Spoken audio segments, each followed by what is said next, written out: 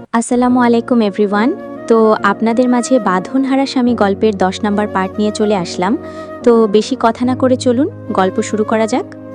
মৃধার বুকের ভেতরে লাফিয়ে উঠে নোটিফিকেশন চেক করতেই মৃধা দেখতে পায় তার অনাকাঙ্ক্ষিত নাম্বারটা থেকে 3টি ক্ষুদ্র শব্দের মেসেজ এসেছে।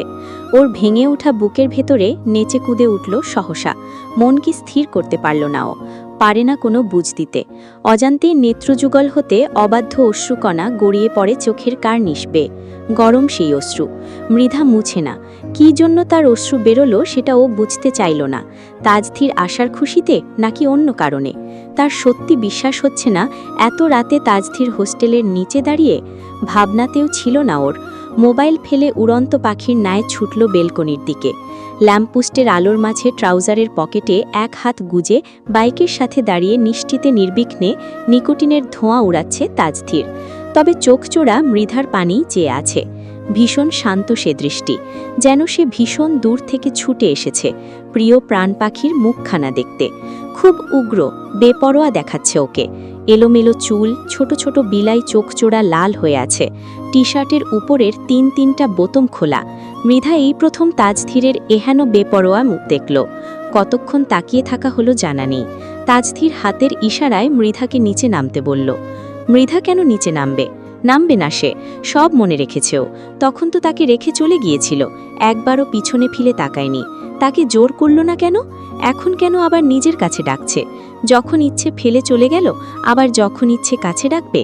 নিজের দোষটুকু ভুলে নিজের রাগ জেদ অভিমানটাই বড় মনে করল। অভিমান চেপে রেখেই ফেলে দেওয়া মোবাইলটা হাতে নিয়ে টাইপ করল।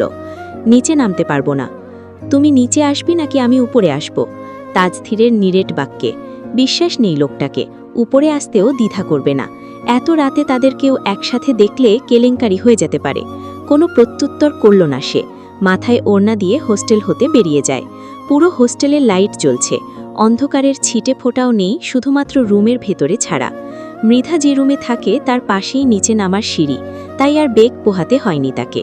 হোস্টেলের সদর দরজার কাছাকাছি আসতেই নাইট গার্ডদের দুদিকে দাঁড়িয়ে থাকতে দেখে মৃধার রু আত্মা গুটিয়ে এলো একদিকে। এখন কি করবে সে? ভয়ে আড়ষ্ট হয় সে। ওর ভাবনার মাঝেই তাদের মাঝে একজন বলল, স্যার আপনার জন্য অপেক্ষা করছে ম্যাডাম। হকচকিয়ে উঠল মৃধা তাকে ম্যাডাম বলে সম্বোধন করায়।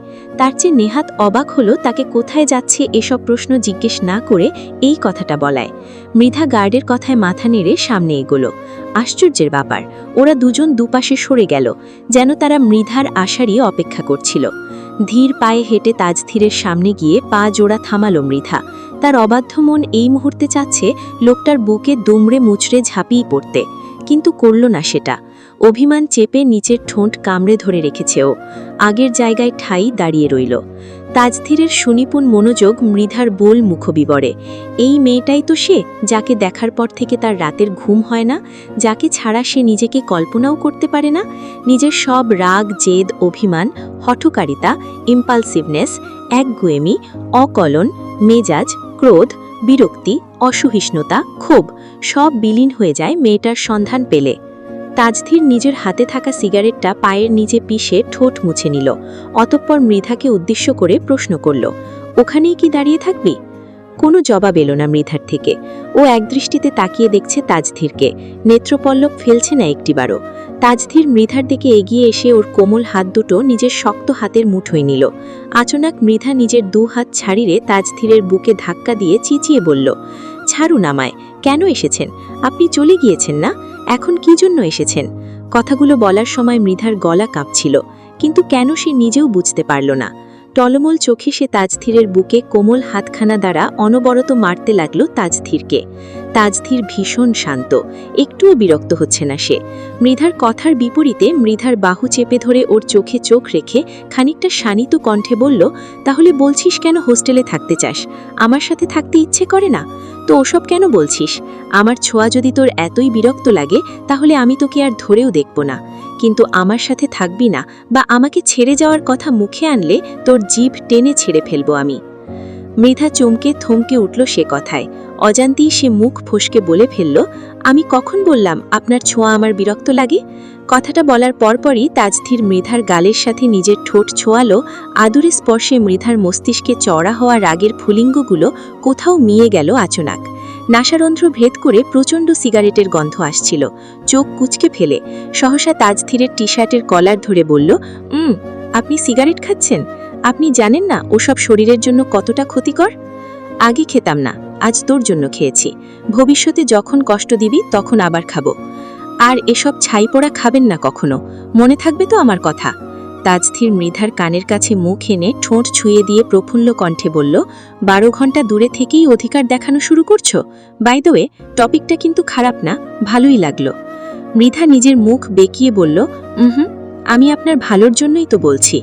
তাজধীর মৃধার শেষোক্ত কথাটার জবাব না দিয়ে ফিচলে হেসে পাশে থাকা পানির ট্যাপ থেকে হাত মুখ সব ধুয়ে এসে আচনাক মৃধার চিবুক চেপে ধরে সবেগে সদর্পে আঁকড়ে ধরল ওর গোলাপি অধর। অনবরত শুষে নিতে লাগলো সে মৃধার নরম অধর জোড়া, যেন সে ভীষণ ক্ষুধার্ত হয়ে নিজের খিদে মিটাতে ব্যস্ত। নাইট গার্ড কি মনে করে এদিকে আসছিল, তাজধীর আর মৃধাকে এই অবস্থায় দেখে দাঁত কেলিয়ে কেলিয়ে হেসে হেসে বলল, আমি কিছু দেখিনি। তাজধীর তারপরেও ছাড়ল না, তোয়াক্কা দেখালো না। আশেপাশের সব শব্দ ভুলে গেল সে। প্রায় মিনিট 7 পর ছাড়ল মৃধাকে। রাত তখন 2টোর ঊর্ধ্বে। রাতের মিটিমিটি শোক তারা ঢাকা পড়েছে মেঘের আড়ালে। চাঁদটাও পেজা তুলোর মতো নরম মেঘের পেছনে লুকোচুরি খেলছে। মেঘের এই লুকোচুরি খেলায় পুরো রাস্তা জুড়ে কোমল আলো ছায়া বিরাজ করছে। তার মাঝেই তাজধীরের বাইকটা চলছে ধীর গতিতে। আজ তারা পুরো শহর ঘুরবে। পুরো রাস্তা জুড়ে শুধু বাইকের ইঞ্জিনের আওয়াজ তথা ঝিঝি পোকার আওয়াজ ভেসে আসছে। মৃধা শুধু তাজধীরের কাঁধে হাত রেখে বসেছিল। মিনিট খানেক এগোতেই তখন তাজধীর বাইক থামিয়ে দিল। তপ্ত গমগমে কণ্ঠে বলল, এভাবে ধরেছ কেন? অ্যাস্ট্রাড হয়ে বসো, বুক জড়িয়ে ধরো আমার। Hold me tight, I can't feel you. Mridha নিজের পা জোড়া দুদিকে রেখে তাজধীরের সাথে মিশে আষ্টে পিষ্টে জড়িয়ে গেল। মাথাটুকু তাজধীরের পৃষ্ঠদেশে ঠেকিয়ে দিল। আর তখনই তাজধীর বাইক স্টার্ট দিল। পুরো শহর জুড়ে ঘুরতে লাগলো ওরা। রাত যখন একেবারে শেষের দিকে তখন তারা আবারও হোস্টেলে আসলো। তাজধীর মৃধাকে প্রায় অনেকক্ষণ নিজের বুকের সাথে শক্ত করে জড়িয়ে রাখল, যেন ছাড়লেই হারিয়ে যাবে। মৃধাও তাজধীরের পৃষ্ঠদেশ খামচে ধরল সহসা। তখন মৃধা রিনরিনে আওয়াজে বলল, শুনছেন একটা কথা? তাজধীর ছোট্ট করে বলল, ভালোবাসেন আমাকে? কি মনে হয়? তৎক্ষণাৎ প্রাণবন্ত উত্তর এলো। আহত হল মৃধা। তার খুব করে ইচ্ছে হচ্ছিল ভালোবাসি শুনতে, কিন্তু তেড়া উত্তর পেল। খুব আবেগপ্রবণ হয়ে তার বলতে ইচ্ছে হচ্ছিল, ভালোবাসি আপনাকে তাজধীর নেওয়াজ, ভীষণ ভালোবাসি, অকারণে ভালোবাসি। কিন্তু সে কথা মনেই থেকে গেল, মুখ দিয়ে বের করতে পারল না। ব্যথিত হয়ে সেও জবাব দিল না তাজধীরের কথার। এভাবে অনেকক্ষণ চলে গেল। তাজধীর মৃধার কপালে, নাকে, ঠোঁটে চুমু খেল। অতঃপর বলল, এখন হোস্টেলে যাও, ভার্সিটিতে আসবি কিন্তু। মৃধা মাথা নেড়ে একবার তাজধীরের চোখে চোখ রেখে পুনরায় হাঁটা শুরু করল। তাজধীর ততক্ষণ চেয়েছিল যতক্ষণ না মৃধার প্রস্থান হয়। ততঃপর ভারী নিঃশ্বাস ফেলে চলে যায় নিজ গন্তব্যস্থলে। দিনের আলো ফুটেছে ধরণী জুড়ে। আজকের দিনটা রোদ উজ্জ্বল। সকাল থেকেই চারিদিকে রোদের উন্মোচন, যা হোস্টেলের উইন্ডো ভেদ করে বিছানার উপর গড়াগড়ি খাচ্ছে। পুরো রাত না ঘুমানোর ফলস্বরূপ মাথা ব্যথা ধরেছে মৃধার। সকালের দিকেই ঘুমিয়েছে। 2 ঘন্টা খানেক যাবৎ ঘুমের ঘরে ছিল সে। কাঠফাটা রোদ মুখবিবরে পড়তেই ঘুমের রেশ কেটে গেলেও পুরোপুরি গেল না। নিভু নিভু করে নেত্রযুগল খুলে পাশে থাকা মোবাইলটা হাতে তুলল। মোবাইল হাতে তুলতেই চোখ কপালে উঠল ওর।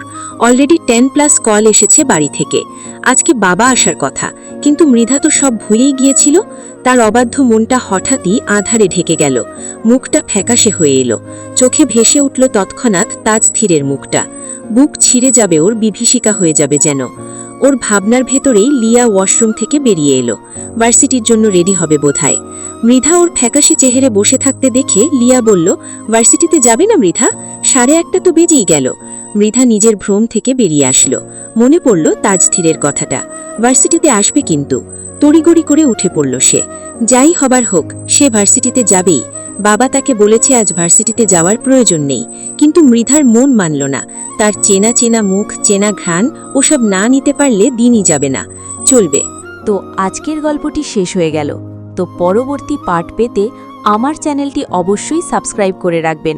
তো পরবর্তী পার্ট এই চ্যানেলেই পাবেন। আর গল্পটি কেমন লাগলো তা অবশ্যই কমেন্ট করে জানাবেন।